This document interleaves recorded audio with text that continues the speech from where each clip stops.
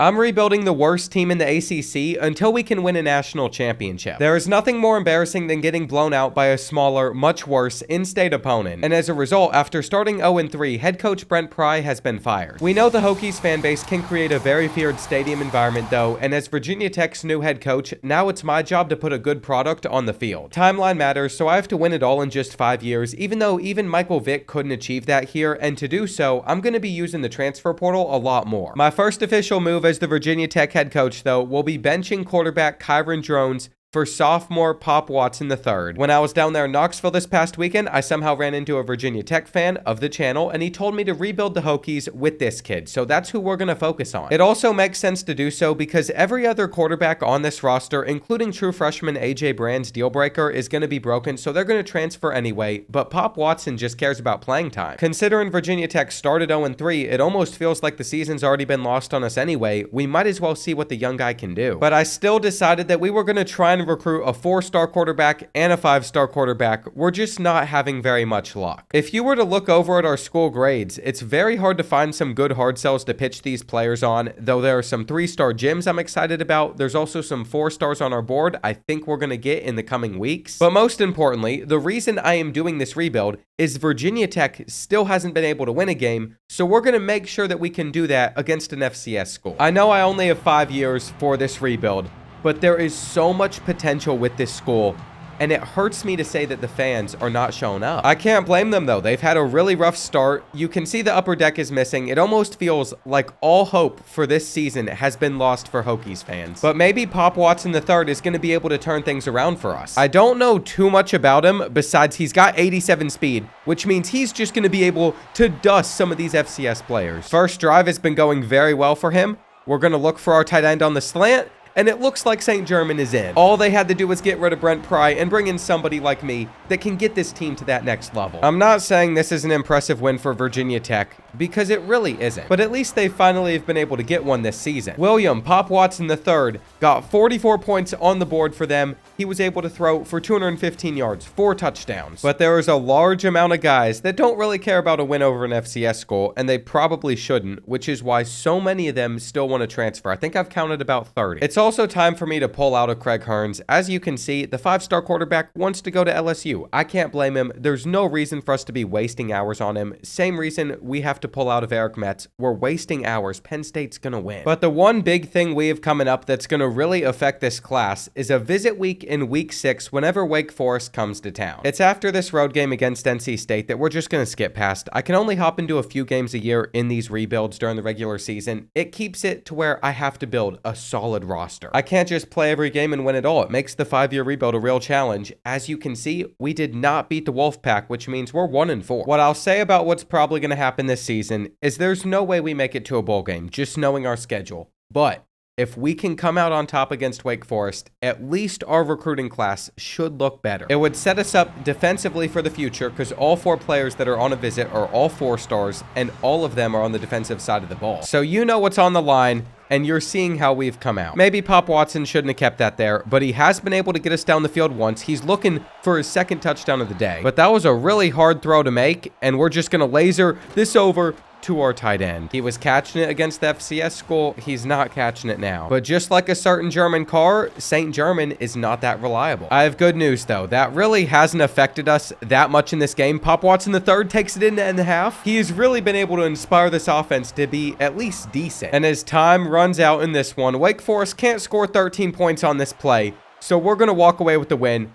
Though, we almost gave that up. Doesn't matter though, hopefully those visiting recruits enjoyed their time in Blacksburg. And here we go, our first signing is Dakota Higdon. He's from Woodbridge, Virginia, so he is an in-state prospect staying in the state. We've also been able to get an edge. He liked what he saw. We have also gotten a corner. This is where we're going to build out our defense. I told you, lots of defensive players, like Ben, were on a visit this week. I think we also had this defensive tackle. And so even though we're not going to sign Doug Abraham, the other defensive tackle on our board, at least we were able to get one of them. That is 5 4-stars in 1 week committed. with the 3-star running backs, we're actually struggling a little bit against Duke. Jaron Baskerville has 91 speed, and he's going to be on a visit with the Blue Devils before he ever comes to Blacksburg. That's not too ideal, but like I said, the portal is going to be our bigger focus. More than anything else, we're playing rivals Georgia Tech on the road next. We were able to beat them by 1, which I consider a really big deal because although in the game they're 3-4, I think they're going to be really good in real life this year. The rest of our schedule gets pretty tough though. We got to play Florida State, Miami, Louisville, and we have to go on the road at Virginia, facing off against our in-state rival. So I'm still expecting this team to not make it to a bowl game, but this team feels a little bit differently because even though Pop Watson III did not play well against Cal and we had to lean on Terry and Stewart, we were able to get the win by 8 points. That has us sitting at 5th place in the ACC at the moment, 3-1 in conference play, 4-4 as an overall record. We have no hope of making it to the playoffs, even if we somehow magically won out. But who knows, if we keep on getting lucky, we could stumble into an ACC championship spot. I will say it's a little disappointing to see that we're losing 3 stars to Duke. It's frustrating as well. I wanted him, but we have another 3-star athlete, Jim, that can play running back. I don't think Louisiana is going to take him. And for the extra 4 stars I added onto my board, there's just a couple I got to be realistic on. If Ohio State wants a receiver, Ohio State's going to get that receiver. They have a lot more to offer at that position than we do. There are still a couple players that we could go after as well, but with their deal breakers, all of them would leave in a couple years anyway, so I don't see any purpose in getting them to Virginia Tech. Now, to my surprise, Manny Sloman, a 4-star receiver, chose us over Missouri. Compared to Dakota Higdon, he's not as good. He only has 86 speed. Dakota is 91, but both of them could end up growing to be pretty good guys for us. We just don't know what their dev traits are yet. What we do know though is we picked up our 5th loss by 5 points when Louisville came to town. We still have one more game to hop into this season, and I think I want to do it against Virginia just because that one's going to mean a lot. It's the Commonwealth Clash. I'm trying to build my culture here at Virginia Tech, and it's a non-negotiable. We can't be losing games to Virginia. They're never great at football. But to my surprise, we took down the Seminoles on the road, so we didn't lose both of these games, and we still have a shot at making it to a bowl if we just beat the Cavaliers. That was pretty wild to see. We've gotten into a recruiting battle with Louisiana for Stephen Russ, so it turns out they were really a problem for us. These are all the players we've been able to sign so far.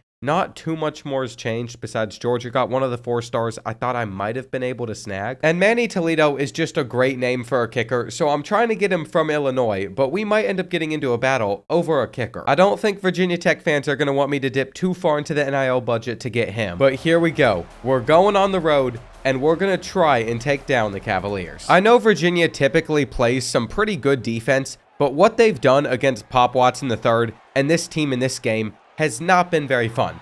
I know that play looks great. We're currently down 24-0. Never mind, it was actually 30-0. It was worse than I thought, but now we've got 7. Either way though, after that touchdown, they were able to get a touchdown immediately for themselves, so it doesn't really matter. We're still trailing by 30 points, just trying to make some crazy plays with Pop Watson III, and we can't catch. That's been a big issue. You saw where that ball was on the money. His team is not helping him. Kyron Drones might not have been the problem with this team. We benched him though to get this team's spirits lifted a little bit, and I'll take a late touchdown. Either way though, for a comeback to be possible, we needed to scoop up this onside kick, and we did. So the Commonwealth Clash is going to go to Virginia, and we got embarrassed. We got embarrassed against Old Dominion this season. Then they did. It makes it hard to be optimistic about a bright future, but running back Stephen Russ decided he might as well come to our school. I can't believe he didn't want to play for Louisiana. They run the ball down there. He would have been an immediate starter. I'm clearing house, though. I'm getting rid of these coordinators that came with Brent Pry. I need to get my own players in here. Byron Brown wins the Heisman Trophy from USF. USF is legit. I don't care they got blown out by Miami. We went 5-7 though because we lost to Virginia. I don't know why I didn't think about that. I think I just assumed in my head that we were going to be bowl eligible because there was no way we lost to the Cavaliers, and then we did. There are no more games this season for us. Pop Watson III, 16 touchdowns, 9 picks, but only completing 53% of his passes. It's not something to get pumped up about. Then if you look over at our receivers, all of them want to transfer or they're graduating. Terry and Stewart are starting running back. He's gone. And even scrolling through some of our defensive stats, for the players that are standing out to me, they're also going to be leaving this team or they're going to be graduating. We're not only about to get some new coordinators in here, we're also going to get an entirely different team. We have cleaned the entire house out. This is a perfect fit for our offensive coordinator coming over from Louisiana. If he signs with the Hokies, it almost makes me think that he told Stephen Russ to just choose us over them since we were in a recruiting battle for this kid earlier on. It turns out, though, he did not want there to be any investigations into the program. He declined the job, and then Jim Mora, UConn's head coach, we offered him our defensive coordinator opening. He declined it as well. That is me pursuing Eastern Michigan's offensive coordinator, a team that couldn't score very many against an FCS school. We're still going to give him an offer. And the reasoning is the same reason we're choosing our defensive coordinator this way. He's just the highest level guy we can get. Are they the best fit for the job? Probably not. But now on the defensive side of things, we have an architect, somebody that's going to help our guys on that side of the ball progress a little bit faster. If we go over to the offensive side of things, we got a strategist, Chris Creighton. If he was able to get tier 3, would improve our chances at retaining guys a lot better, so I'm hoping he focuses on that in the future. For myself, I decided to start as a recruiter. We have some skill points to spend. We could make it to where transfers are more interested. And you know what? I never do this. I never go down the recruiter pathway, but before we get to the transfer portal period where I said I wanted to have some more success, we're just going to make it to where we have tier 3 for everything. The national championship ended up being between Texas Tech and Penn State. Penn State was able to win it all. I am happy for James Franklin. But then if we look back on Virginia Tech football history, you're going to see that things have really been on a decline. If we go back to the 2010 era, they were winning 10 games a season basically every year. That's a standard a lot of these players feel like is no longer here, which is why we got someone like our 85 overall tight end wanting to leave, but I convinced him to stay. He must have been injured at some point this year because we had Harrison St. Germain out there on the field more than Benji Gosnell, but I think he's going to get up to a pretty high overall. I'll see. Yeah, there's room for him to grow still. For basically all these other players that wanted to transfer, though, there was no getting them to come back. I told you AJ Brand was going to leave the program as soon as he could. Then we have the whole list of guys that are graduating, which is great. They're getting their degrees, but I think we're losing like 50 players. Tarian Stewart ended up going in the 7th round, and then our left guard went in the 3rd, so that'll help a little with pro potential, but that all goes by position. So for ones like quarterback, where we would want it to be higher, it's just not there. Luckily, some of our other school grades are still in a pretty solid spot. And I just realized Manny Toledo is going to choose Illinois, so there's no reason to waste resources there. When we got the transfer portal opening up, there's still a couple high schoolers we haven't been able to sign yet, though I think we're going to get 4-star right tackle Joseph Lincoln. And there was only one player that had an interesting dev trait in this class. We got elite development on Ben Bruggeman, who's going to be our best linebacker this whole video most likely. As for our transfer portal targets, Minnesota fans aren't going to like this, but I want Coy Parrish. He is a monster. Whenever I rebuilt them, we liked having him. And I understand there's probably not a good reason to go after like 10 defensive backs at once. We don't need that many on our team, but I just feel like I should since a lot of them already have us in first place. Well, it turns out for the highest rated transfers in the country, like Coy Parrish, no other schools are going after him. Same thing for Bray Hubbard, same thing for Teo Johnson, and there are some of these other battles, like AJ Turner even, where we saw no competition, but as I scroll down, as we get to the lower rated transfers that are still 4 stars, that's where we got it. For a lot of them, I guess they just immediately knew that they wanted to be a Hokie. There was like one signing day flip that did surprise me, but I guess Sabian Brown realized, hey, there are way too many corners already committed to Virginia Tech. As you can see, we have signed a class of 33 players, a lot of 4 stars. So much so that I thought we might have a top 10 class, but that just wasn't the case. It turns out ours was ranked 15th in the country, and if you look at us in the ACC, it's the 3rd best class. The harsh truth is we're only going to have a lot of those guys I just recruited through the portal as well for like another season, since they're all a lot older. We're going to move Coy Parrish to middle linebacker, though. I think he'll make for a great user. And it has just dawned on me that we only have 2 running backs total on this team.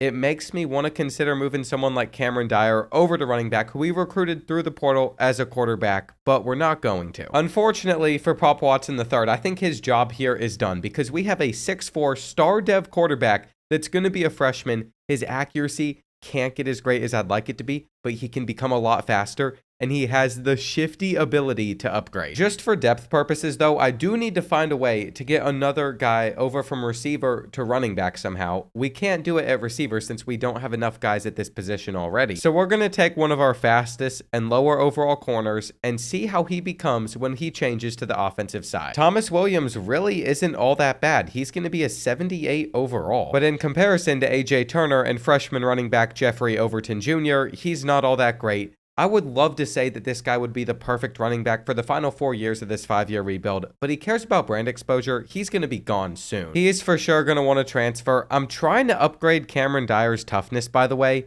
because I would love to get this workhorse ability so he's not super wear and tear down by the end of his career. That and upgrading his quickness, though, was just a real waste of some of these skill points. I'm not sure how good he's about to be in Season 2. In fact, Pop Watson's going to come in as the higher overall quarterback, but I just don't want to lose out on Cameron Dyer. I don't know. His future seems really bright. If you look at this team, we are so much better on defense than we were last year. I told you all, if there was ever going to be a way to turn around this team quicker, it was going to be through the portal. Now, not as many guys want to leave Virginia Tech. That could still obviously change over time. For now, what we are going to do is we're just going to make sure that Cameron Dyer is starting over Pop Watson III. I will make that controversial decision. And I gotta say, our receiving core is pretty disappointing. Both of these freshman receivers only of normal development. Jerome Miles comes in with his 96 speed. Maybe we redshirt him this year. This way, he's still going to be around by Season 5. I don't love that move, but I love his potential. And I guess signing big transfer targets has also made it to where 5 stars at those positions want to come to our school. It is certainly a little bit of a problem that most of our recruiting board is going to be made up of defensive players again. I've tried to put some receivers up here, but you're seeing a lot of defenders. And for the ones on the other side of the ball, the receivers like Dante Gooden, the receivers like Sammy Landers, they're just not that fast. Those are going to be the high schoolers that we can go after, though, so we might have to do a lot of work in the portal. I think we can beat Old Dominion in Season 2, which is exactly what happened, 34-21. It's not by as much as I would have liked, but then we also beat Southern Kentucky the next week, which sets us up for this rivalry at West Virginia. It's the battle for the Black Diamond, and I don't care if it says they're 67 overall. They're not that bad, but the Mountaineers are certainly not the football program that they were, let's say, 10, 15 years ago. You could say the same thing about Virginia Tech,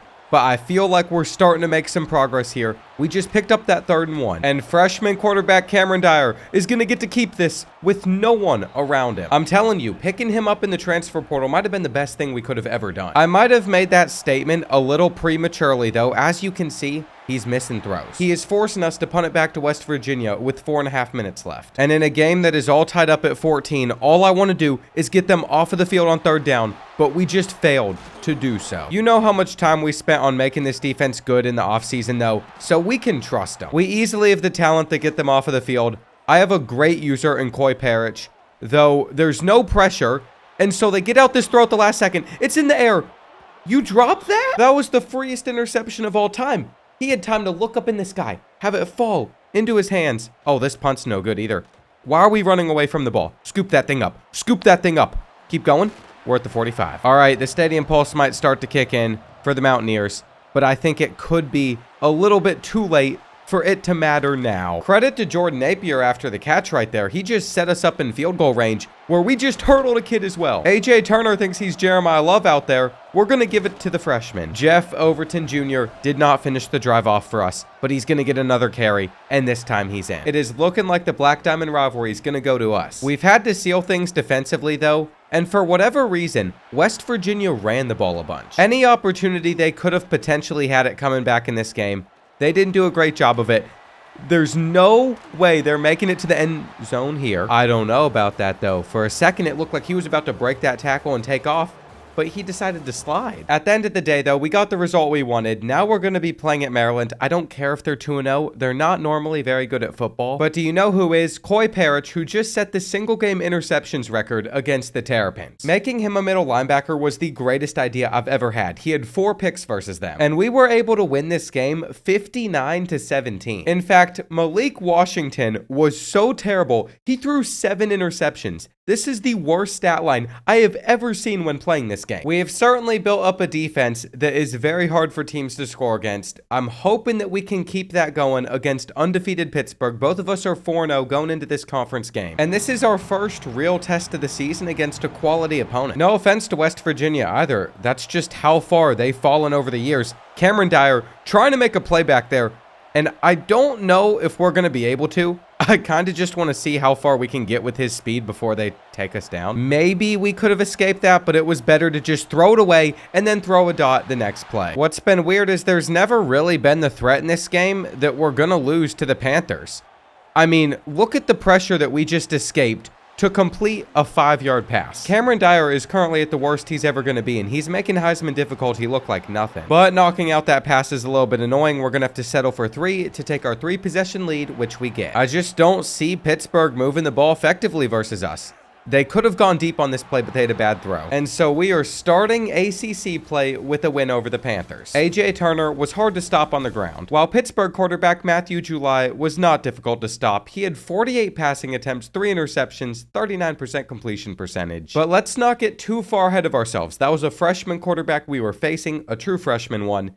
We got a 5-star to commit, though. We had them visiting during this game, which helps. As you can see, for Kevin, it was a no-brainer to choose us. Julius McNabb is also very close to committing, though we couldn't get Taylor on a visit. He won't come in until week 7 against Georgia Tech, which is not a gimme for us. If we lose that game, it'll change everything. It'll basically guarantee we don't get him to sign for us. I am going to sim when we go on the road at Death Valley against Clemson. You might not like this choice. My thought process on it, though, was we were probably going to lose that game either way. I'd much rather play against Georgia Tech or use the final game I can hop into this season to play against one of these other teams. Currently, we're sitting mid-table in the ACC standings, but there is a long season to go, and I feel like outside of Miami, we're favored against all those other programs. For our recruiting class purposes, if we don't want to end up losing more of these battles, what we're going to have to do is win this week when we have so many guys on a visit versus Georgia Tech. If we're able to come out on top of this game, then we're going to have started this season 6-1, which is something Virginia Tech fans would love. This is something I don't think they're going to see until years into the future.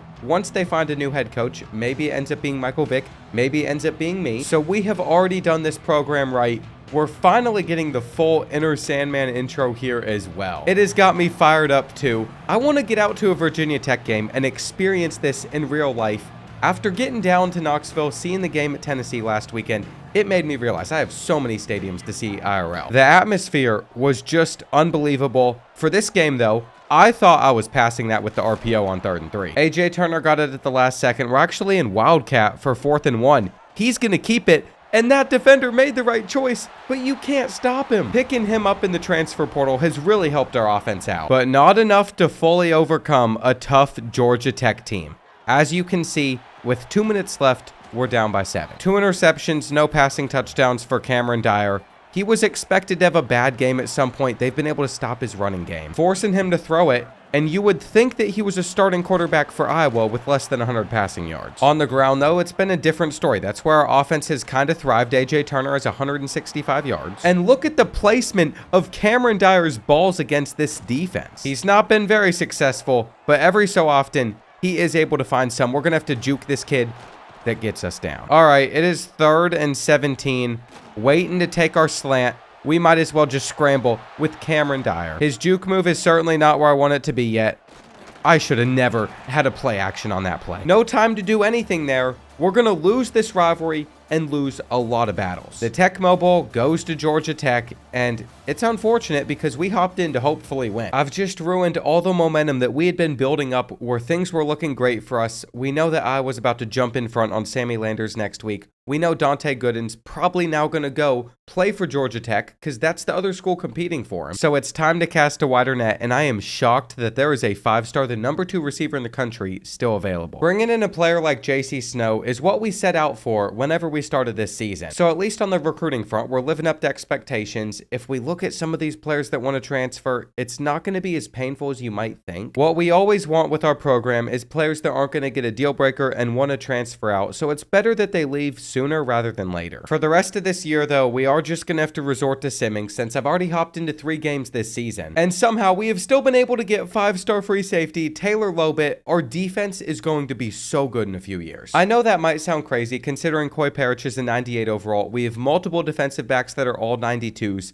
But we have almost no depth on this team, and our edge rushers, our defensive line, even most of our linebackers aren't the best in the world unless they were formerly a defensive back. Those gaping holes kind of showed up as the season went on. Boston College dropped 42 points on us. To my surprise, we were able to beat Miami. We beat NC State. But either way, we are currently sitting in the bottom half of the ACC standings, and we're about to face off against Virginia, who is 1-10 at the bottom. Last year, we lost the Commonwealth Clash. I would hope that this season doesn't go the same way, especially since there are 59 overall. I mean, surely their roster cannot be that bad.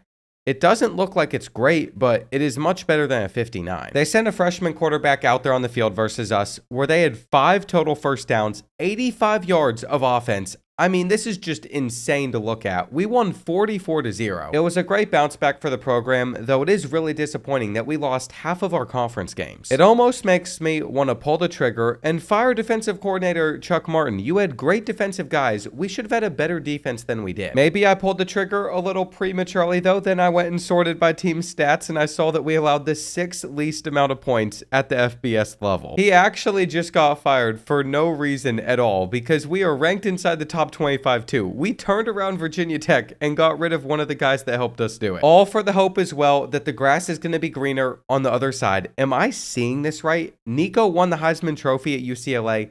That does not seem like what his pathway is going to be in real life. We get Temple in the Military Bowl, but I'm actually far more concerned in who are we going to be able to get as our defensive coordinator, and Clark Lee could be a good option. Turns out he's the only option we're going to want. There's 5 high schoolers we're still in a battle for as we head towards the offseason. Sydney Yazzie, or Yahtzee, I don't know how you say it. He is a 5-star gym, number 2 player in the country. We have a chance. In fact, it's UCLA that stands between us and multiple different recruits on our board. What I would like to point out the most, though, was Lamar Bigsby. He is a star dev Kentucky running back with 90 speed. We found J.C. Snow from Kentucky, star dev, only 84 speed at receiver. That's a little bit of a letdown. Now we'll look over at some of these 5 stars that we brought in. We're getting elite dev with the gym on Julius McNabb. He's going to be a great linebacker for us. We got Kevin with star. It has now been 2 seasons in a row, though, where we've been able to find an elite dev will linebacker. We're going to have to move them around a little bit. Just shows you that might be our new position that we're best at recruiting. I'll just have to remember to look for another one next year. We average twice the amount of rushing yards that Temple gets,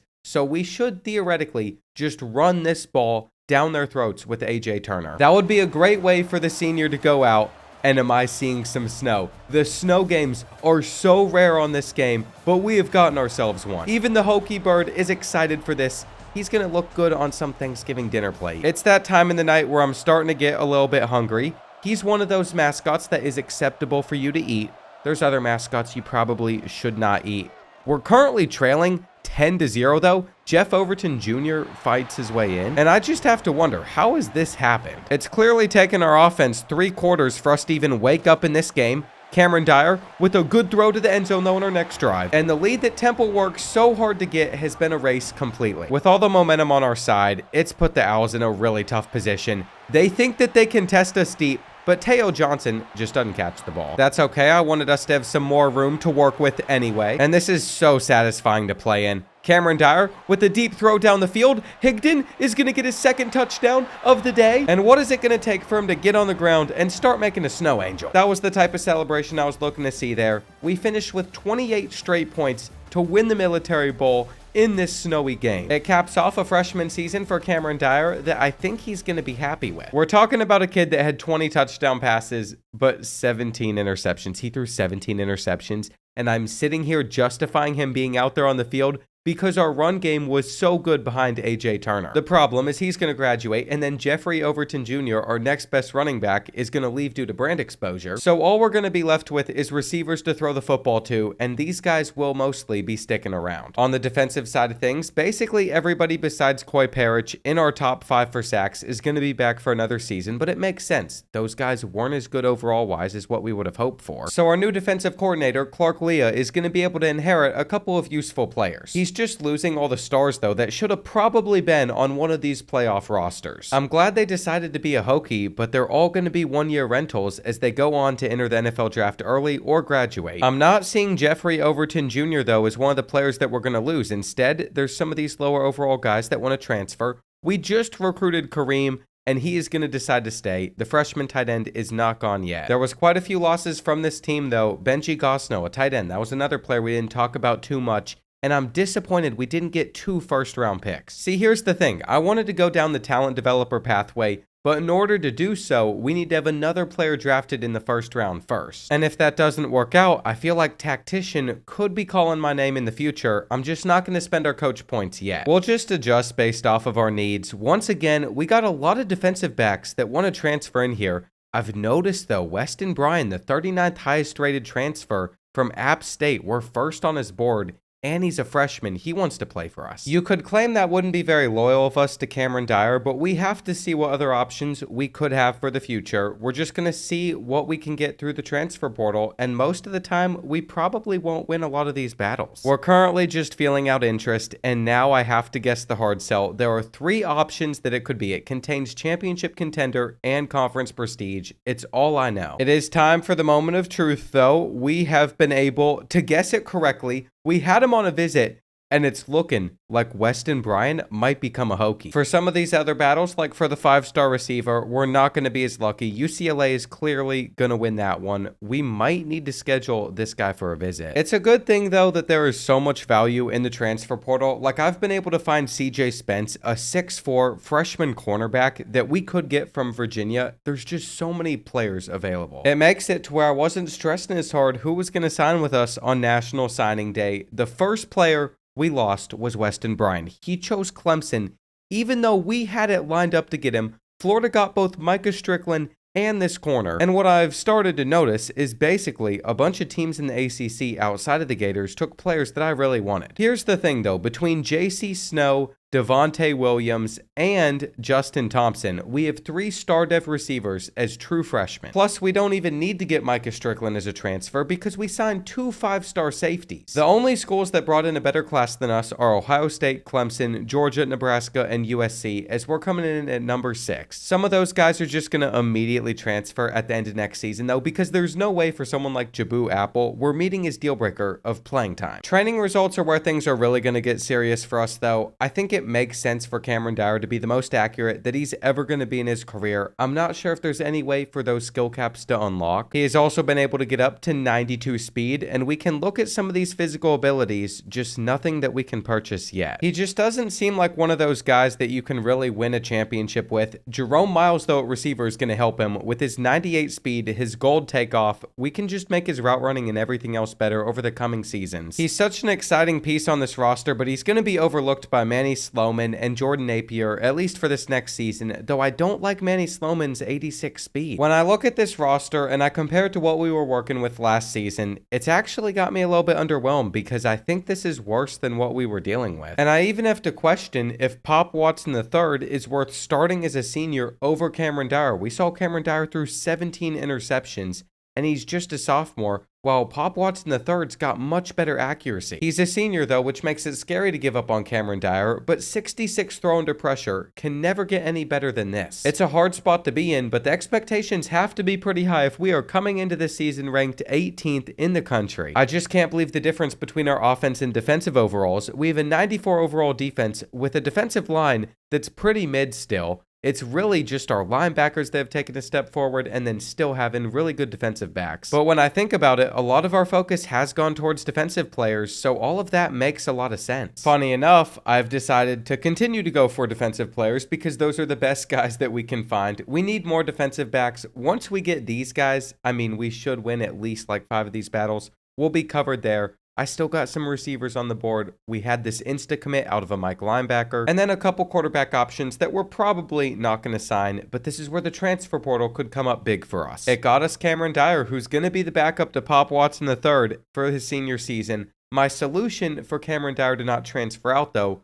was make him our 4th wide receiver since his deal breaker is playing time. He will still be out there on the field for us. It's just not going to be the way he thought it would. And with Jerome Miles soaking in 162 yards, 2 touchdowns, I don't think he got very many looks. Let's see. William Watson III led us with a really good stat line against Liberty. Were we able to get our quarterback any stats, though? I'm not seeing it. Then again, that might just be something the game doesn't track, because like if you played a corner at wide receiver, it doesn't track it. So we'll find that out throughout the year. I think I want to hop into the games against SMU, Clemson, and Notre Dame. Until then, we'll just continue to sim while doing a little bit of recruiting. By now, I need to be more realistic. We're not going to beat out Georgia for that QB, so what we're going to have to do is get Jeff on a visit as soon as we can. Well, I don't even know how to start talking about this because the whole reason I started filming this rebuild was because Old Dominion beat Virginia Tech. They've done it again. I can't even blame Pop Watson III, even though I wanted to just immediately send him to the bench, because he didn't play poorly. It was our defense that gave up 38. Words cannot even express how frustrated I currently am with this team, especially since Georgia's caused me to back out of 3 or 4 prospects so early on. And ideally, I could schedule some of these players for a meaningful visit that would get them to want to commit, but Clemson is our closest option, and the benefits from beating them aren't that good. I'm not sure if I should even schedule players to come to that game, because if we lose, then there's going to be some negative drawbacks. But thank goodness for one thing, we were just able to edge out Stanford 29-26, even though they had almost 200 more total yards of offense than we did. I think it's pretty clear our defense is currently the issue, so we're going to try and switch up our defense, see if going to a 4-2-5 can help us at all. If we don't start holding teams to less points per game and yards per game, then we're not only going to be able to knock at some of these guys that are on our board, but we're also going to have a ton of defensive players transfer out that transferred here due to our playing style. As we head on the road to play at number 4 SMU, we're in a bad spot. There's about 15 players that want to transfer now. There's another 5 that we were recruiting that have just decided that they are no longer interested. And I think at some point, I just have to decide that Pop Watson III isn't worth having out there on the field. Down by 12 with 4.5 minutes left, Cameron Dyer has come into the game. He's immediately going to find Miles underneath with his 98 speed. And let's see if we can still save this game or if this one's completely over. Napier goes to the 3, but he fumbles. I don't know if he was on the ground or not already. It's going to be worth challenging, but that's such a dumb way for us to go out. And I forget. SMU pops bottles over on the sideline. You know how frustrating that is to see? They're having a great time, and we just fumbled the game away. They all get to celebrate. I didn't even watch the replay. I just need him to be down. He was on the ground. So the challenge paid off. We're still in this game. We hand it off and we have the ball. It should not be that challenging for us to just reach the end zone. But it is. That makes it 3rd and goal. We hit him with play action and Cameron Dyer hooks up with the tight end back within a possession. All right, so they're just going to try and run the football.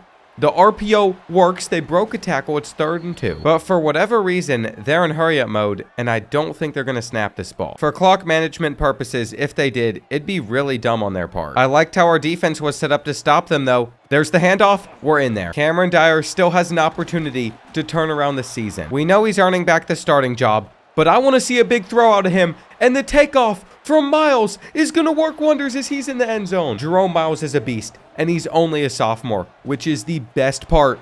We throw an interception on the 2-point conversion attempt. They didn't return it, though. That was almost really bad. This is why we build up a good defense. This is what we have focused on. Rico Berkovicki should not be able to drive down the field in a minute and a half. It's very quickly become a 3rd and 12. Where we left a couple routes open, but it's fine. In fact, I wanted to call a timeout before this play. I was hitting timeout to get it off. Now they're going to take a deep shot down the field. We can swat this. It's all good. It's all good. Only issue is they still had all 3 of their timeouts left, so we need a 1st down to end it. That's what we're going to get with Cameron Dyer. I'm trying to slide. If he would have fumbled there, it would have been a pretty embarrassing choke job. But he didn't, so Virginia Tech comes back and beats number 4 SMU on the road. That's going to get us our biggest win of this whole rebuild. It also proves that even though Pop Watson had a great offseason, we had the right quarterback out there last year in Cameron Dyer. I hope he forgives us for having him benched the first few weeks of the season. Maybe we should have kept around our architect coordinator so he could improve his accuracy. That throw under pressure is what's really going to hurt us. Unfortunately, even with that result, though, we didn't play good enough defensively for us to unlock the deal breakers on these players, which means we also have a lot of guys that want to transfer still. Where we can really make sure things turn around for us, though, is this game against Clemson. We're hosting them. This is going to be the loudest our crowd should be getting. My hope was this was going to be a night game, but it's not. It doesn't matter, though. We're going to be loud. I'm looking for this stadium to erupt. I'm hoping on a 3rd and 14, Cameron Dyer can somehow save the day, just running around back there, trying to make a play. But eventually, he got tired. He was not able to pick up the 1st down, so we're going to make it 10-3. It has definitely been a defensive game for us. We've been hyping up the crowd the entire time, and we just bit on a crucial 3rd and 7. We could have gotten them off of the field, but instead they went on to score a touchdown. Look who's blasting out of there, though. Junior running back Jules Goff feels like he has so much potential still. He's kind of taken over for Jeff Overton Jr. It's even better, though, whenever we're able to get both of them out there on the field at the same time. And here's a big run on the ground. Our offense seems like it's finally coming alive in this game. On a 3rd down, there's no way they're going to catch us. And what was I telling you all about Jules Goff? He's a beast. He makes good plays for us. We're user in the hard flat, but we just couldn't get our hands on it. The 5-star true freshman is not perfect yet, but on 3rd and 18, I think we got a pretty good shot at stopping the Tigers. We're not going to get mossed. In fact, we're going to grab the interception with Harris. And you have to wonder, could we return this? We're not going to. I lost all hope so fast. The lane that looked like it was going to be open got shut down. Clemson only has 3 minutes left, though, to get the ball back, and we hit them with the perfect RPO. It doesn't even matter they'd hold us to a field goal. We hit this, we're up by 2 possessions, which we do. The Tigers would never be able to score again after that, which means we win 20-10. But as you can see, some of our younger, better defensive backs still want to transfer. To keep them around, to start going after some of these prospects again, I'm not sure what we're going to have to do, but I kind of just have to accept that we should lose these battles over time. And it just hit me, we have not been in any quarterback battles for 4 stars where we've stood a real chance until Jeff Figures, where he's on a week 7 visit against Syracuse. We're back to being ranked inside the top 25, but we are behind Clemson, even though we just took them down. Blows my mind. It's how the AP poll works. At least we hold the top spot in the ACC in the conference standings because we're the only team that's been able to win 3 games. We've hopped into 2 of those though, so once we start to sim, that might change. Against Bill Belichick's Tar Heels, we had over 500 total yards of offense, so we won by double digits. We all know the result that I'm really locked in on though. Can we beat 1-4 Syracuse? I'd like to think so. And even if it was a close battle, that's what we did. It's so odd to me our 1 loss came against Old Dominion. I guess that was enough for 4-star Jeff Figures to decide on Virginia Tech, though we lost out on a 4-star Jim at corner. So the visit didn't help us with him. We're also not going to jump past Oregon on this 5-star. We're not winning that battle. And I'll add some more 4 stars to our board here at the bottom, but I think this is going to have to be the best portal class that we've had yet. Without it, I just don't think our team's going to be that good next year. But with another win, this time against the Cardinals, I guess that doesn't really matter. For all we know, this could be the team that makes a deep run in the playoffs. We're currently sitting at number 10 in the country. And coming up on our game against the Hurricanes, there's 3 teams still undefeated in ACC conference play, but we have by far the better conference record. After this week, we play against Notre Dame, but I would much rather this be the game that I hop into because I have a feeling the Hurricanes, when they come into town, they're going to keep this close. We already survived a scare against SMU. We already survived a scare against Clemson. This is the final boss in the ACC. At least when it comes to the schedule that we have this season, and I have never been humbled more in my life. Miami didn't just beat us. They walked into our stadium and annihilated us, making all of our fans that were starting to feel hope for this team again lose it all. That was not a competitive matchup. It is me second guessing a lot right now, but at least we're sitting at number 16 in the polls. So if we beat Notre Dame and win out the rest of the year, we can still make the playoff. It's out of our control, but our schedule is really easy after this game. The problem though is we were facing a really good team, so for the 2nd week in a row, we've gotten blown out. At least we're still making progress, but not on the recruiting front. In fact, we're not going to get a single 5-star commit in this class. At least with a 38-14 win over the Terrapins, we're currently sitting at 8-3. We're headed into the last week of the season as well, but look at the ACC standings. There's a chance for a 5-way tiebreaker for 2nd place, all of us competing for that 1 spot to be in the conference championship. I'm not exactly sure what that tiebreaker could end up being, but if you look at Virginia's overall, they're sitting at 3-8. They're 61 overall. We should be winning. And that puts us in the best position to still potentially make it to the playoffs. As you can see, we're sitting down here at number 19. If we don't get into the ACC championship and win that game, we're not going to have a bid. You know, it just gets to a point though. Losing 27-26 to Virginia is going to hurt any momentum that we could have had from this year. This loss bugs me the most, and I understand. I switched to Cameron Dyer. I decided he was going to run things for us, but we had 455 total yards of offense in this game. We had the better team on paper, and it just didn't matter. The top of our conference, even Boston College, is looking really good. So I guess that's a positive. We're still getting some signings too, but at the end of this season, you're going to see multiple players that are going to want to transfer out, and I don't want to lose Trey Harris. You all just don't understand how good Tay Harris could be for us. Getting him out of the portal last year and then maxing out his quickness to 98 speed was the best thing I could have ever done for a user in the future. He's most likely going to be gone though. For some of the remaining 4 stars that are still on our board, Nebraska's edging us out for quite a few of them. I don't know why we have another quarterback. In fact, I might as well start to scout these players. He had 82 throw power. He's not going to be great for us. If I notice anyone's going to be a bust, we'll just take them off. That is going to include Nick DiNucci, but Nebraska was going to get him anyway. What I'm really hoping for is once we get to the end of this season, we can have one of our guys on our defense drafted into the first round. We're going to get Mississippi State in the Gasparilla Bowl. With them being ranked inside the top 25, this could be a great opportunity for us to raise our championship contender grade so less players transfer. What would be even better, though, is if they struggle to score a lot of points in this game. It'll help our playing style school grade. Look at this score, by the way, as we enter the fourth. Mississippi State fans have traveled on the road and made this a very unenjoyable place to play at, but we're finally gonna get in. We're also just gonna beam this ball at that guy. He's been making me mad. I don't know why, but we want to do. Take out the anger of our offense, just not having the best day in the world. Cameron Dyer going to try and go deep on a 3rd and 7. We're able to snag it, but Mississippi State was able to respond back with a touchdown to us, so I'd like to get one here too. You can hear the cowbells. They have come on the road.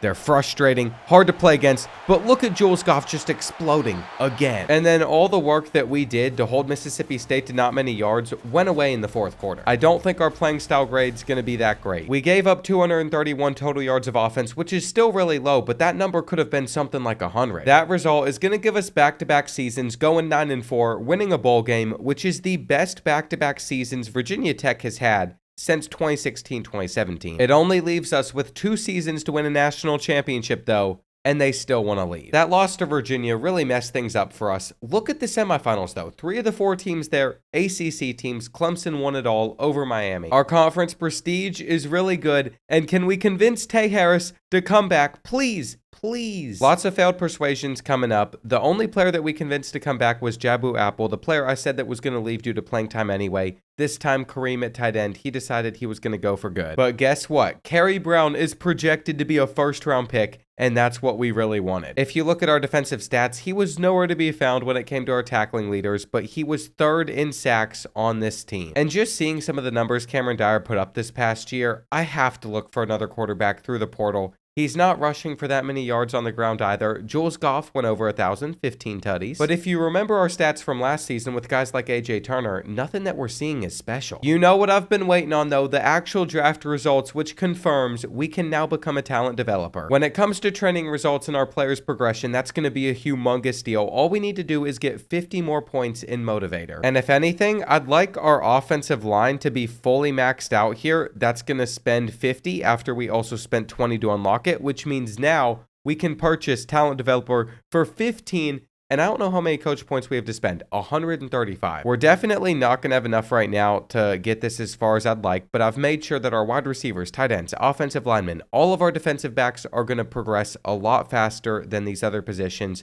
We could do it for quarterback as well, but ultimately what I decided to settle on was our defensive line. From here on out, every time a player gets drafted, we get a lot of bonus XP as well. You just have to keep in mind, there's only 2 seasons left in this 5-year rebuild. Tactician could have been really good for us. We could have gotten a lot of stat boost, but I've decided to go an alternate route to see how that affects this rebuild. It's easy to tell that the quality on our recruiting board has stayed solid, though this time around in the transfer portal, there are only 3 4-stars that are originally interested. And of course, we could always add one of these players to our board that are open and see if we stand a chance, but whenever it comes to these higher rated prospects, you typically can't get into that battle. What most of my plan has turned into for this transfer portal period, outside of those 4-stars, is just getting guys that are listed as sophomores because they're going to come in as juniors or younger. And that way they'd be with us for not just season 4, but season 5 as well. Before any transfers, we ended up signing 14 high schoolers. Did we guess these hard sells correct though on either one of these prospects? We got them both right, and it still is not enough to go to first place. Supposedly, though, with the last title update, visits are now working for these prospects, so we're going to see if that's the case. There was a point in the off-season recruiting period where they just wouldn't work, and I'm having to remove some more guys from our board. Well, it's National Signing Day now, and it looks like we did not get a single 4-star transfer. Virginia Tech just needed to make the playoffs. It needed to have a little bit of a prestige race for us to continue to have success there. Texas got this corner. At the end of the day, though, Thaddeus Talbot's the best receiver I've found this entire rebuild.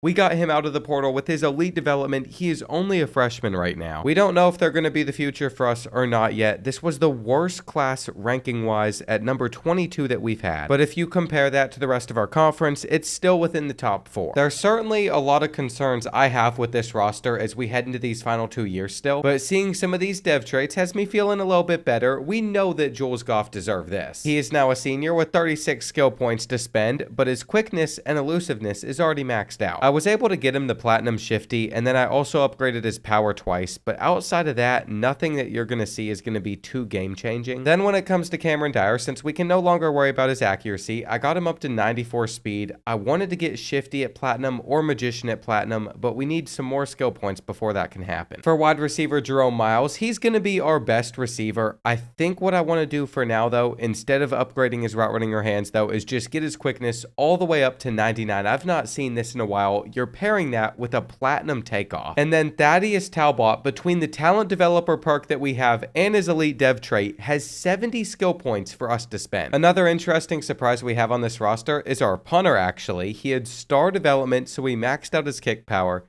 Now we're going to be able to max out his kick accuracy, and I'm most likely just going to move him over to kicker next year, because he's going to have easier accuracy timing on deep field goals with a platinum ability. I do think this could be the worst defensive back room that we've had this entire time with Virginia Tech, though, just because we lost a lot of players to the draft or to the transfer portal. Being a former 5-star and having star development, Kevin Pujaid had the most potential to grow as one of our defensive backs, and he only got up to an 85. Our defensive back room is definitely something that we need to be looking out for, but at least we have another year to still build on it and make it a lot better. Just seeing how our 2 5-star safeties from last year progressed, I think another year is all that we're going to need. Ideally, in our final season, we'll start inside like the top 10. For this season, we're starting at number 23, so we're already getting a little bit of national recognition. They see the potential in our program, but we have to play Notre Dame, we have to play Pittsburgh, Florida State, SMU, Miami, Oklahoma, and at the end of the day, that's not too bad. I do a lot of rebuilds on this game, and whenever we're doing them inside the SEC or the Big Ten, our schedules are always so much more difficult. And the only recruiting I'm going to plan on doing this season is going to be through the transfer portal, since those high schoolers aren't going to come in and start for us. I think one thing that's going to remain true this entire rebuild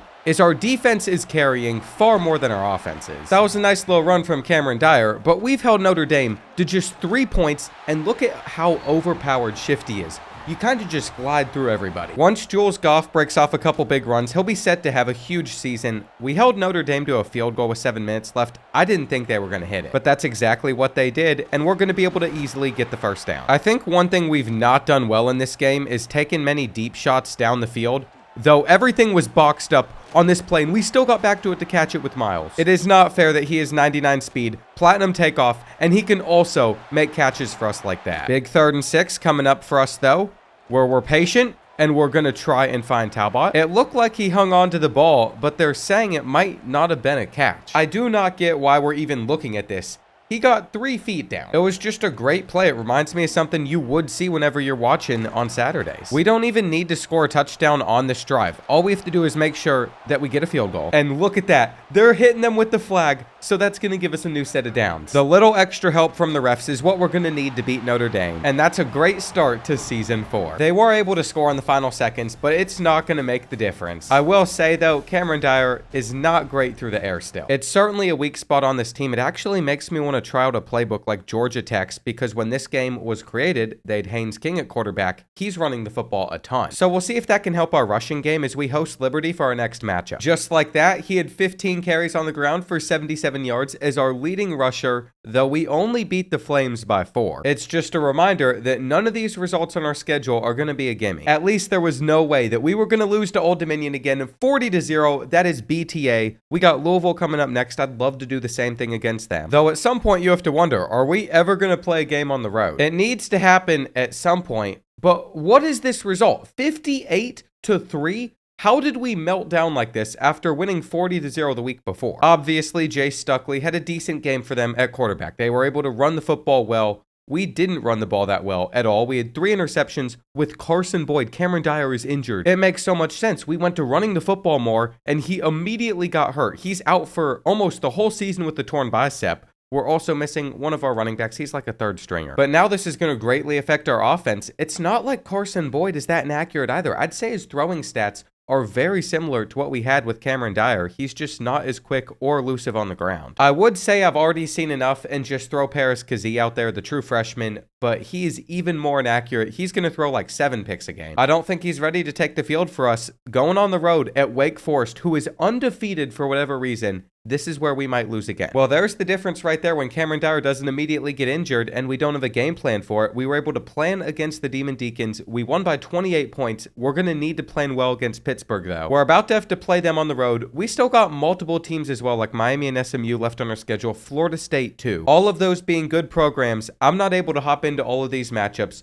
but hopefully we can at least get by the Panthers. It's just seeming to me like us getting to the playoffs this year is going to be something that's almost out of reach. I never like to think that way, and it's not like Carson Boyd himself is bad. He's put us up 17-0 in the first half, but we're definitely not as good as we were with Cameron Dyer. I've decided to go for it on the final play of the first half, and he is quick enough to take it in. That was all that we needed to beat the Panthers. We didn't score the rest of the game. These fans saw how elite our defense was throughout this entire matchup. When you compare us to other teams in the country, we've given up the 4th least amount of yards. It's just the game against Louisville is skewing our average when it comes to points per game, because that brings it down a lot. Without that one really bad performance, we'd be giving up like 10 points per game on average. It's why I felt comfortable simming against Florida State. It's why I felt comfortable just skipping past Stanford, because we won both of those matchups, holding them to 11 and 22 points, and now we're left with 4 games. We might be ranked inside the top 5 right now, but we know every single one of those matchups is going to be really hard on us. Cameron Dyer is going to miss every last one of them as well. Charlie Collins, our star defensive tackle, is out with a broken toe. He's missing the rest of the season. Elijah Groves is going to be out with a broken wrist. We're trying to compete to make it to an ACC championship,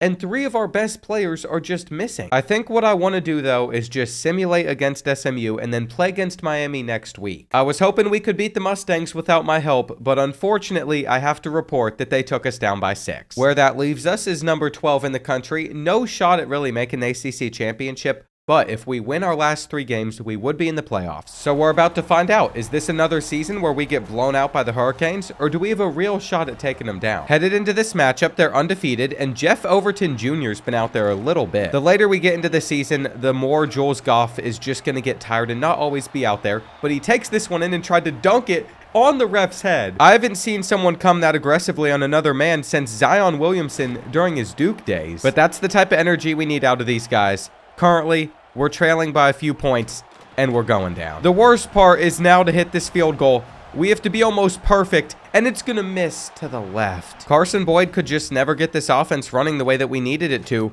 On the final play of the game, he's going to try and scramble in, but we're down by so much it won't matter. There was some heart there, but I have a feeling that when we go play Oklahoma next week, we're going to be picking up another loss. What I really don't like, though, is we just lost to the number 1 team in the country on the road, and they took us and dropped us all the way down to 23. If you look at our schedule, yes, we did get blown out by Louisville, but we beat 2 top 10 teams, and then we lost to another top 10 team, so it's not like we have these horrible losses. We just don't have the name value, the team prestige to keep us higher up in the rankings. We ended up just beating the Sooners 21-17, but it is the Commonwealth clash that for whatever reason, even though Virginia has stunk, they always find a way to take us down. Luckily for us, that didn't happen this season, though we only beat them by 5 points. And it's going to be another mid-table finish for us in the ACC standings. This conference on this game is so tough. One of the last things I could do before we head into year 5 is I could fire some of these coordinators and try and find someone better. I might do that with our defense. But at the same time, that's a big risk to take. The last time we did that, we lost out on a coordinator that had us as a top 5 defense.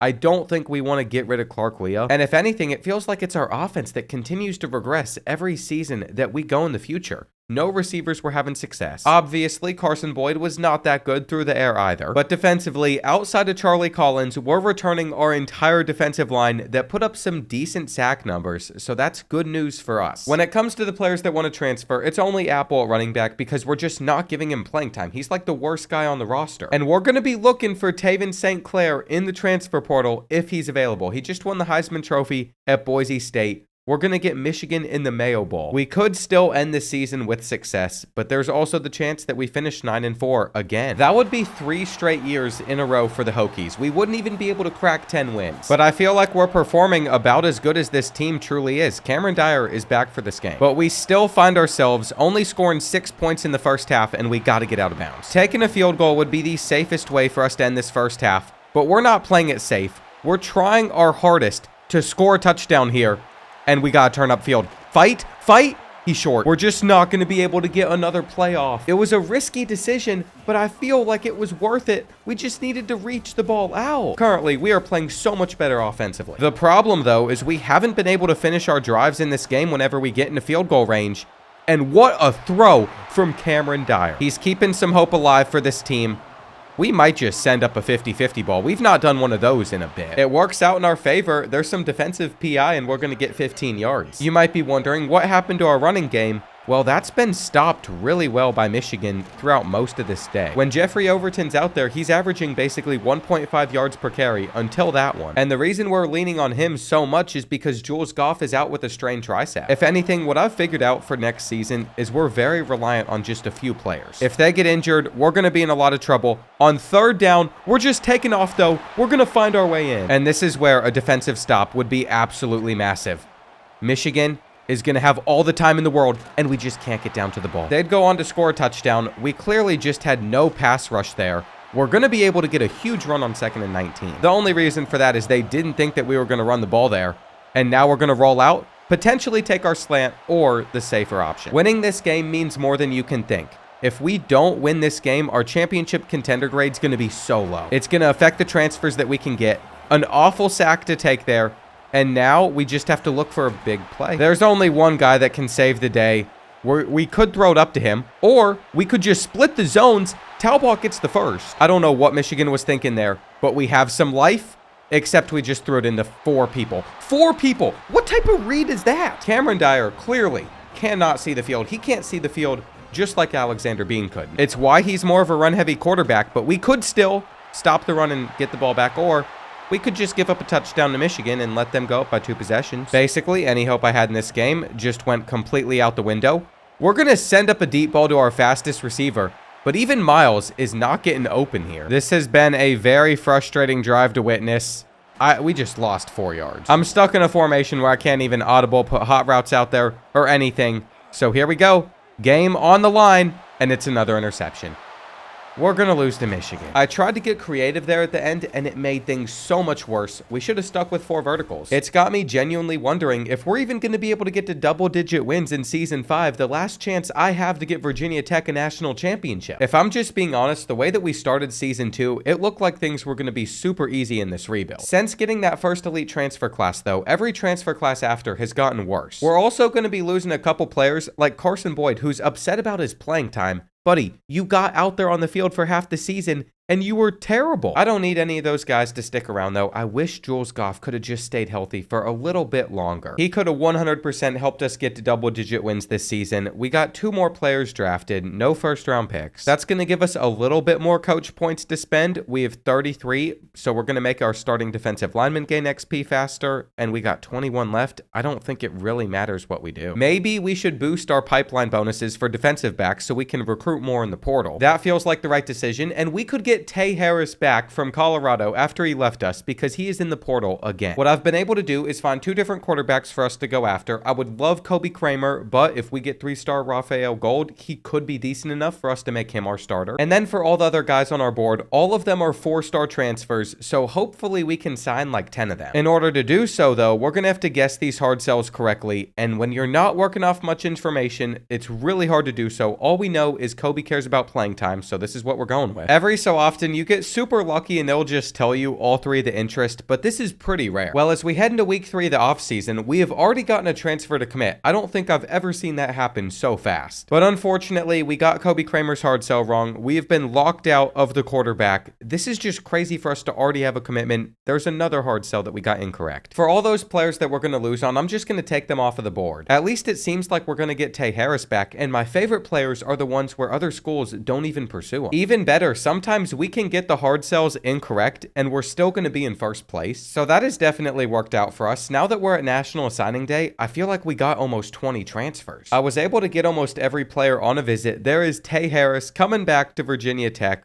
For the battles that we lost, though, Miami got this left tackle, and then Texas got the right tackle. That's so annoying to see, but the good thing about some of these 4-star transfers is they're coming in with elite development. As for our final class ranking, it's going to be inside the top 15, even though we didn't recruit a single high schooler. And the first position change I don't want to forget about is moving Juan Kopp over to kicker because of how good he is. It looks like the 3-star transfer freshman quarterback that we brought in, by the way, is only a 75 overall, so we're going to be rocking with Cameron Dyer for this final season. Something we could do too, even though I think Ricky Ivory is going to be our best running back, is we could move this gadget receiver over there, since I'm not sure how good he'd be for us anywhere else. But then the real idea hit me. What if we made him an 85 overall quarterback? I'd also like for this gritty possession receiver to go over to tight end, just so we have a better receiving target over there. It is also safe to say that our problem with defensive backs has been fixed, mainly just by all the guys we got in the transfer portal, though a couple of them were on the roster before. There's just going to be a lot to go through when it comes to progressing these guys. What we're doing with Cameron Dyer is we want to get him Platinum Magician.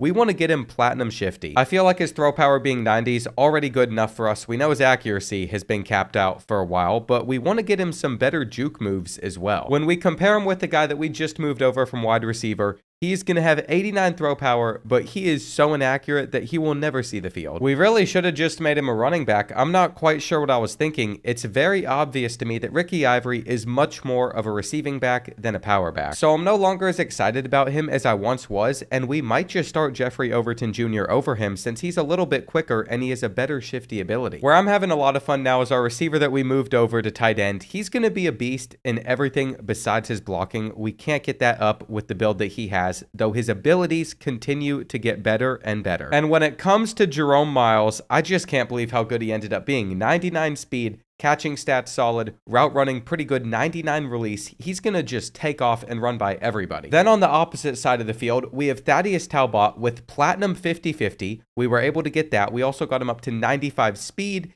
He is 99 release as well with 97 deep route running. But here's the thing, even though we continue to get wild progression out of basically all the receivers on this roster, we don't have a quarterback that can throw them the ball consistently. That's going to end up being a pretty big deal. I wanted to point out Travis, one of our edge rushers. I was just 5 skill points away from being able to max out all of the senior skill caps. I'm just going through all that now, seeing how high we can take guys. If you remember Ben Brugman, we recruited him in season 1. He is now a 96. And the fact that we still got the finished product of what Tay Harris has become is amazing. Most importantly though, we've been able to max out everything that is important for Juan Kopp. So we're going to be able to hit kicks from any point on the field. And I genuinely believe that I'm going to be able to bring this right tackle up to like an 88 overall. He's really only going to be good at pass blocking, but this is why you want elite development, because we were able to get him such a big boost. I've certainly had better teams in the past during rebuilds, but I like how this one's come together. I think it's a really deep roster with a lot of players that are 90 overalls, 89 overalls, and I didn't even have to cut anybody for us to be a 99 overall team. This is the schedule the game has set for year 5 for Virginia Tech, so this should be realistic. I feel like the non-conference schedule is easier than what we've had recently. It almost makes me want to sim just straight to the Duke game, because we know the Blue Devils perform really well in sim. Not being able to stay healthy is definitely my biggest concern for this season. You can see our championship contender grade has dropped after 2 games, but it's because we played against Old Dominion and Liberty, dominating inside of the state of Virginia. Now we have to go at Arizona, who is just going to be a 69 overall. That was not a hard win for us at all, even though we gave up 14 points, the most we've given up all season. Sawyer Anderson threw 3 interceptions, while Cameron Dyer had 5 touchdowns through the air.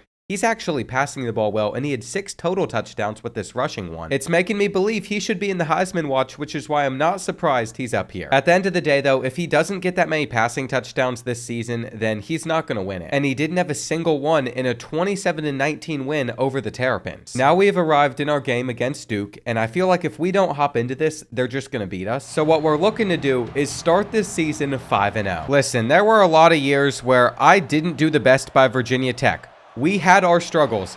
But we have figured things out as we're going up 38-6. Cameron Dyer has been a beast this entire game. And I think the craziest part is we didn't even need him to do that well because our defense held Duke to 6 points. It feels like a no-brainer for us to be ranked as high as we currently are, as some of these other teams hopefully lose some games. We should pass them up. We're currently holding schools to just 10.8 points per game. There's only a few colleges doing it better than us. I'll be interested to see what happens when we go on the road at Georgia Tech, though. We might have given up 21 points, but we doubled that, putting up 42 ourselves, so it was okay. Though as hot as we are headed into the Ville, we've seen the Cardinals take us down multiple times in this rebuild, so they might do it again. Maybe we have finally figured things out, though, because we beat them 42-19. The last 5 games of our season are going to be against Pittsburgh, Miami, Syracuse, North Carolina, and Virginia. I think we hop in against the Hurricanes and the Panthers. It's the typical games we play, but that's who's going to be competing with us for an ACC championship. Compared to the Hurricanes, I'm just not that worried about Pittsburgh. With the team that we have, this should realistically be a blowout. As we reach the end of the first half, though, you're going to see we're currently trailing, and then we just took the risk of running it in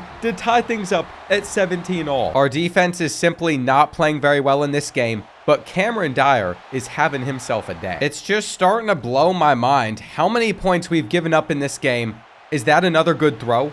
It is. We have to be able to stop Pittsburgh at some point, though. That's really been our biggest issue in this matchup. 3rd and 9. They're going with a deep shot after we just took one ourselves. It didn't work for them, though, so they had to punt it back, and we have been able to drive all the way down to the 4. We're still rotating between Ricky Ivory and Jeffrey Overton Jr. He catches this one to find his way in. And we all know the Panthers have played very impressively in this game, but now that we got Stadium Pulse on our side, now that we have a 7-point lead, they're putting themselves in a hard spot. If they wanted to pull off this upset, they would have had to stop our offense more in this game than they did. I can't believe that they just punted it back to us either. All it's going to take is a few big plays and they're going to lose. Now, it's not coming there, but we've hit him with the RPO on 2nd down, and McFarland has so much green grass in front of him. 27 trying to catch him at the end, and he goes out at the 1. No passing touchdown for Cameron Dyer, but on his 3rd quarterback sneak attempt, he still gets into the end zone. That is his 5th touchdown in this game. So after recovering an onside kick, we're just going to close this one out and then go ahead and check the Heisman watch list. Apparently, he fell off it for a little bit because he just moved up to 4th place. We know at one point this season, he was sitting at number 1. I think a lot of that has to do with the fact, though, that he just doesn't have that many passing yards or passing touchdowns. I told you that was going to be an issue. It can't only be rushing touchdowns. There is still 4 games to change things, though. Obviously, our most difficult one being against undefeated number 2 Miami. They are coming to Blacksburg for College Game Day, for the game of the week, where I'm hoping that we can get a spot in the ACC championship. Miami is one of those teams that could get in our way. They're using quarterback spies. It was pretty effective at keeping us out of the end zone there, but Cameron Dyer doesn't care. As we reach the end of the 3rd quarter, he's put us in a spot where we're up by 3. I thought we were about to score a touchdown on that play, but they held us just short,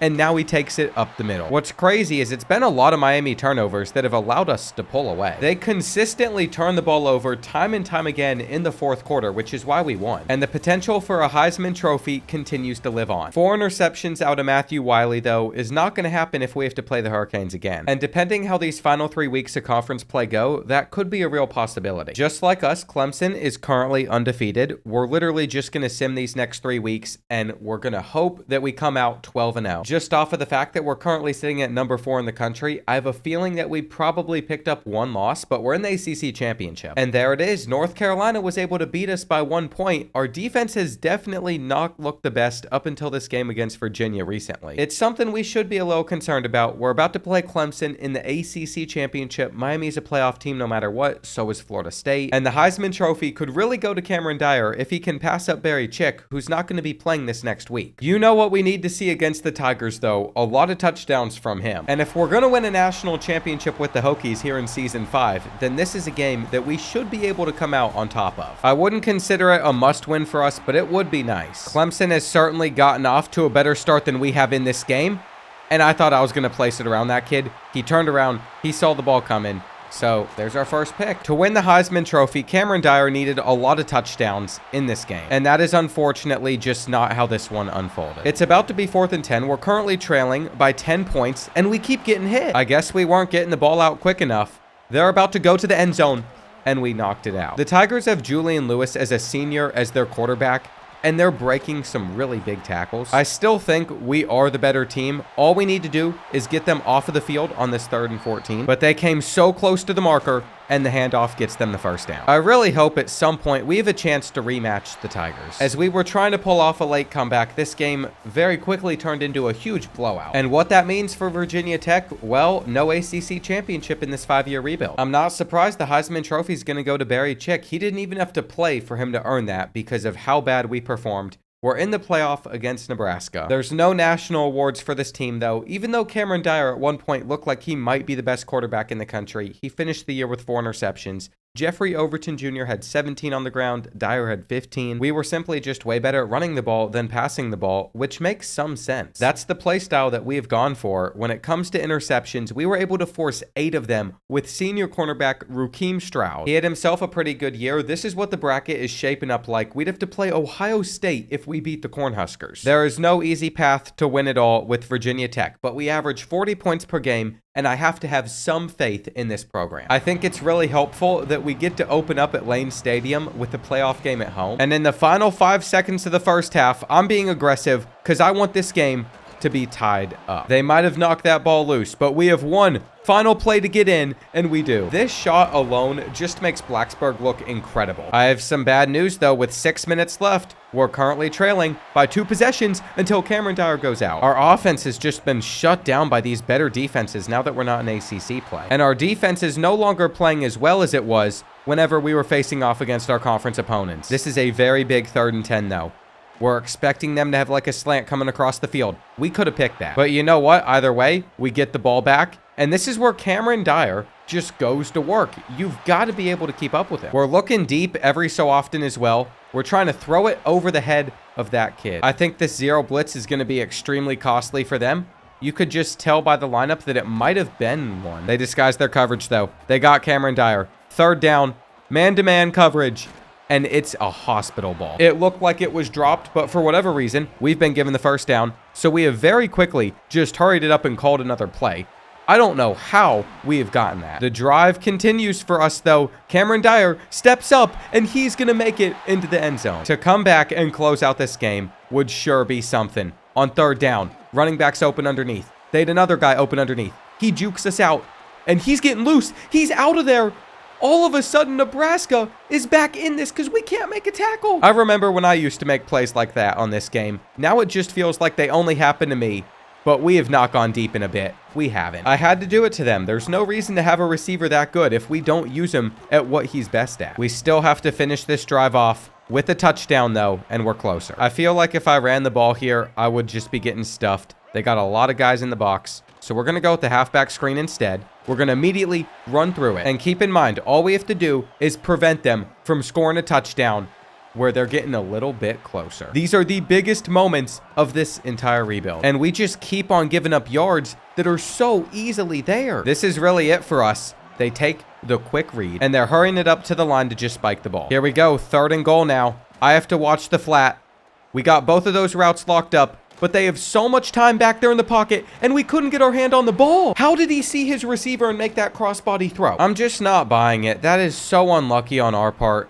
What we're going to do here is we're going to try and playmaker and go for a huge play, which worked out. It got us in field goal range. I would like to center things up, though, which is exactly what we have done. That almost ran out the rest of the clock, but this is the reasoning for having a good kicker, because we should be able to trust him to hit this. We are headed to overtime. This does not look like a team that's going to win a national championship. I can't believe we even find ourselves in this position in the first place, but we're already at the 10. I feel like we've gone away from running the ball. We've done a lot of passing in this game, which is probably a big mistake. Are we going to be able to get them off of the field defensively? That's the real question, where I am glad we knocked the ball loose. It really looked like we were about to give up a touchdown there, and yeah, they got someone open. Marquez Fuller's been quite the quarterback in this game. My hope, though, is we're able to stop the run and hold them to 3. I haven't gone with much man-to-man coverage yet, so it's starting to help. I'm actually really liking what I'm seeing out of it. They hit us with play action, though, and there were multiple guys open. If we could just block this kick or they could shank it,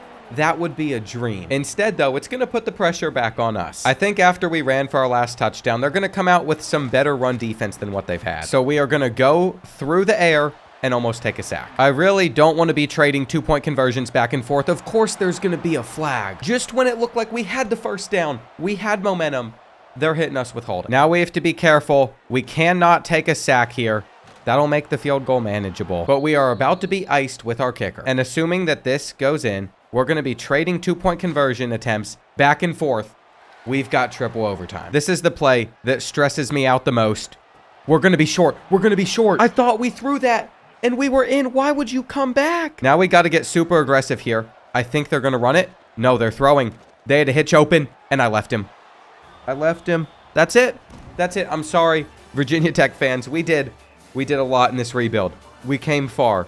But you're still not going to win a national championship. I'm just sitting here in disbelief because I was starting to feel like these 5-year rebuilds were just going to be cake on this game, but I've failed a lot now. I came so far to get to this point just to watch our entire team leave as well, so I don't think it's going to be possible for me to win a national championship next season, even though I said I'd do it in 5. All of our best young players transferred because we had so many good guys starting over them, even though they would be starting for us next year. I don't even have anything to say. I knew this team wasn't as good as I thought it might have been. Maybe I should have gone down the tactician route. If you look at the transfer portal, there are so many 4-star transfers that are coming from our school. I don't think that there's any bouncing back from this. I think we've just failed. Here's the thing though. I don't care if I said this was a 5-year rebuild. I'm not giving up. I want Virginia Tech to get that national championship. I'm locked in with this team now. I'm invested. We've made it this far, though I'm pretty sure like this entire roster I'm looking at isn't even going to be here. I guess what we can do is just make our talent developer continue to go up. That'll help with our player progression. And I have to try and sign a full team through the transfer portal. I'm definitely struggling to figure out how I want to distribute all these hours because we can't even put hours on every player that's on our board. And I think for some players, I'm just going to accept that we're probably not going to get them. I'm just having a really hard time guessing some of these hard sells though, because this year there are a lot of players where only 3 of their interests have been revealed so far. There's also a decent amount of battles that we lost, so I'm not sure how good this team's going to be. The problem is this video was designed to be a 5-year rebuild. I've just gotten a new sense of life after losing that game to Nebraska that's frustrated me to where I still want to win it all with the Hokies. And that's why we're taking one more season with the 19th best class to see if we can run it back. There's some moves that should really help this roster, like moving Jared over to running back. I'm not sure why we ever had him at quarterback in the first place. And then it also hit me that in the portal, we were able to sign an 88 overall kicker. Those guys were just 2 stars. For not really being prepared to do this, I feel like this team has potential to be a lot better than I was expecting, though I do think having Jared as a running back is very quickly just going to change. He needs to be a receiver. Then Marvin Holyfield, another running back, is going to go over to tight end. We just don't have that many guys on the roster. We've also maintained a lot more players than I thought we would just for the overalls that they were.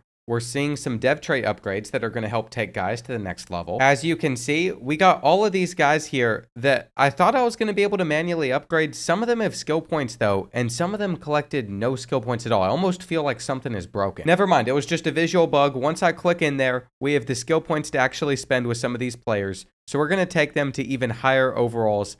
This is why we were struggling with our linebackers. They don't have good coverage stats. After restarting my game, it looks like things have gotten a lot better. So if you ever run into that bug or the scheduling one where it just doesn't show the result when you sim, just restart the game. It seems to fix it. Our quarterback situation isn't as bad as you might think either. Isofa Pua is not going to be the best at throwing deep balls, but we could get his awareness up and he'll probably be like an 88 overall. Mike Iverson's the other option. We got him out of the transfer portal. He had star development and no skill caps on his accuracy, so he is very quickly shot up to our best quarterback option as a pocket passer. And the best part about this kid is he's only a freshman. Our receiving core is coming together pretty well too, so he's going to have great targets to throw the ball to. By the time I have finished up manually progressing these players, what we have on our hands is one of the best teams I've ever seen. Somehow, we have built a team that is this good. I guess it's because more players stuck around than I was thinking. I thought for sure that we were going to be worse, but I actually think this team is better, so much so that I'm just going to sim to the end of this next season. Ideally, quarterback Mike Iverson can lead us to 10 wins. It would put us back in the playoffs. I mean, every starter on this team is a 90 overall plus, basically. The only thing we need to switch is away from the power spread and over to something like the Clemson air raid offense, since we now have a pocket passer quarterback. If this season doesn't go as planned, maybe then I'll just give up. Virginia Tech won't get a national championship because there sure won't be a good enough roster next year in order to do something like this. but I would like to think that we could win it all. Well, we're currently sitting at number 2 in the country. We are 10-1. As you can see, we lost to Duke and Sim. No one is surprised by that, but we beat Clemson. We beat Miami, 2 of the teams that were supposed to be the best on our schedule. We finish out the year going up against rivals Virginia. There is just no way that we lose the Commonwealth Clash with this roster. I don't think we did because we're in the ACC Championship against SMU. Though giving up 35 points to the Cavaliers isn't my favorite look. Currently, the Mustangs are undefeated, maybe the only undefeated team in the country, so if we beat them, we'd be the number 1 seed going into the playoff. And they have a couple of their players as Heisman Trophy finalists, while we have nobody up on this list. Our redemption arc starts right here with a win in the ACC Championship, getting our first conference championship in a long time for Virginia Tech. This is the redemption run that the Hokies deserve. As we enter these final 5 minutes, we are currently only up by a few points, and they're able to throw it over our heads. They're at the 2. They're most likely about to score a touchdown and take the lead. They got a small quarterback back there, though. We shoot up the middle, making it 3rd and goal. And I think they're just going to hand it off again. So we have run commit. We got 8 guys going through there, and it won't matter. A successful 2-point conversion means we are now trailing by 3 points. And they were able to sack us, getting us on a 2nd and 17 where we just got the ball out. It is 3rd down. We need to get at least a chunk of it back here. And I think we're going to have our tight end as Kilbrew runs under it. We're running clock down. We want this to be the final drive of the game. And this would send us into the playoffs as the 1 seed, getting us an ACC championship. Iverson, under pressure, throws it away. There's a flag. It's going to be intentional grounding, even though there were receivers in the area. What I cannot handle is another overtime game that comes down to the wire. But that's exactly what we're going to have to deal with unless we get into the end zone. What a throw. What a play. Virginia Tech is winning the ACC championship off of that. That is 1 goal down outside of our 5-year time frame, but we have another one to achieve. It is the national championship trophy that I won. We were able to add a couple other trophies to our trophy room from this season, though. We won the Remington Trophy with our center. But I want the great hardware, and we've got Nebraska as a rematch. The game just creates storylines out of thin air. That's who we're going to have to face. We're going to have to face either SMU or Miami if we're able to win this one as well. But if it's going to be possible, it's going to be with freshman Mike Iverson. He threw for 39 touchdowns, only 4 interceptions this year. It's the best our passing game has ever looked. We still ran the ball pretty well, but of course, this is the best numbers our receivers have had. We also had 2 players come very close to having double digits in sacks, but we were just short there. Tackle-wise, 88 out of Grant Kern. He's from Grand Rapids, Michigan. Some great content has been created around that city. It is time that we try and get our revenge, though. I think we can get past the Cornhuskers just because our team got better, but it's our defense that's going to have to step up. 3rd and 6, up by 7, 2.5 minutes left. Over the middle of the field, they're going to have multiple guys open. Marquise Fuller is still on this team. He's just not been as scary this season. You know what's hilarious as well? The extra point was no good. I can't believe it, but we have gotten the ball back where all we need is a 1st down. And they're going to lose. I just simmed past it. I skipped over the extra point because it's a simple kick. They should hit it. But Nebraska has missed it. They've lost in Nebraska fashion. And we're on to the semifinals. It took one of the rarest things that can happen in this game happening for us to move on to play SMU a 2nd time. But we are 1 step closer to lifting up that trophy. I just hope that we can take down the Mustangs again. And that'll take us to where we were hoping to be last season before it all fell apart. Luckily for us, I'd say this game's gone pretty well, as they have been down by 10 most of it. They just caught a ball on our heads, though. They're back within 3. Just like that, they're within 3. I'm sitting here thinking things are just sweet, that this game's over. We got the onside kick, but they still have 2 timeouts, so unless we get a 1st down, they can get the ball back. This is where things get fun, though. We're going to quickly throw it. It's going to be 3rd and short, and we have options on what we can do on 3rd down, but we are just going to hand it off and get a huge haul from our offensive line. Ricky Ivory ends the game, but it does help that we have like all 95 overalls on our offensive line. We have no big injuries either, but seriously, I was not kidding. We got a 94 there at left guard. We got a 95 at center. We got a 97 at right guard. It's just our right tackle spot that's pretty weak. Our depth was the one thing I thought could still hold us back from getting to this point. But we have done it. We've made it to the national championship with the Hokies. And Mike Iverson has one more game that he needs to win for this team in order for us to take it home. I think this is something that we can get done. Clearly, our team's been solid enough to make it here. But we have not had the offensive game that we needed to have so far, which is how we're down by 12 points, though we're about to get it back within a possession. This team can come alive whenever we need it to. Lots of time on 3rd and 10. which is how they're going to pick it up. And headed into the fourth quarter, we're in an interesting position. They've run it way better. We've thrown it way better. And they're just going to hand it off on 3rd and 5, which blows my mind. We'd go on to score a touchdown, but so would they, which is how we find ourselves in this position with 5 minutes left. We're trailing by 4 points, and it looks like we're about to have to punt it back to the Rebels. We got a comeback route there. He's not open, but we had no choice. That's pretty frustrating. They've hit us with play action, and they've thrown it straight to us over the middle of the field, though, with 3 minutes left. So this one is not over yet. We're going to hit our halfback angle route, assuming we have time. That has not been a luxury that we've had during most of this game. The pocket's collapsing. I knew what was happening. There just wasn't that much that I could do about it. It's off target. Mike Iverson is sold. He doesn't want to win a national championship. They're going to be able to kick a field goal and go up by 7. But you know what? This is something we can work with. First play, we're going deep to Williams. He had the step, and he's going to break the tackle as he goes out at the 1. Devontae Williams is him right there. I mean, we're about to tie things up. I was going to think about the 2-point conversion, but it just wouldn't make any sense for us to do that. I think we're going to be headed to overtime. On 3rd down, we had a chance to knock it loose. He breaks it, and they're in field goal range. We have no choice. We have to let them score a touchdown. We have to. This is not real life. We're not facing Tennessee's kicker. They're going to be able to clutch up and hit the field goal no matter what. I refuse to just sit there and lose a national championship when it would be out of our hands, which is why we have it back. Still 30 seconds left on the clock. We have 2 timeouts as well. That's something we're going to have to keep in mind. We might be looking for our tight end again, and it looks like he's going to get out of bounds. We can easily pull this off, though I don't think I'm going to want to kick a field goal. I think I'm just going to want to go for 2. We still need about 17 yards, though. We're looking up the seam, and we're going to hang on. We're going to hang on. We just got to get this next snap off. I think we got 2 plays left in us. Roll out immediately. Drop the ball. This next play is what lost us the playoff game against Nebraska last year. But we're going for it, and we're in. I'm going to run it back and just hope they give us that same defensive look. Do we have the time to get the throw out? Looks like we are going to. It's on the money. It's held on to. That's it. Virginia Tech has done it. We have won the national championship. No, I didn't do it in 5 years. It took me 6, but who cares? Either way, Hokies on top. That is how you end a rebuild. If you have ever been able to have more draft picks than we had on this team, then I applaud you, because I feel like we had about 20 of them. And if you made it to this point in the rebuild, you clearly enjoy the content, so make sure to check out some of my other ones.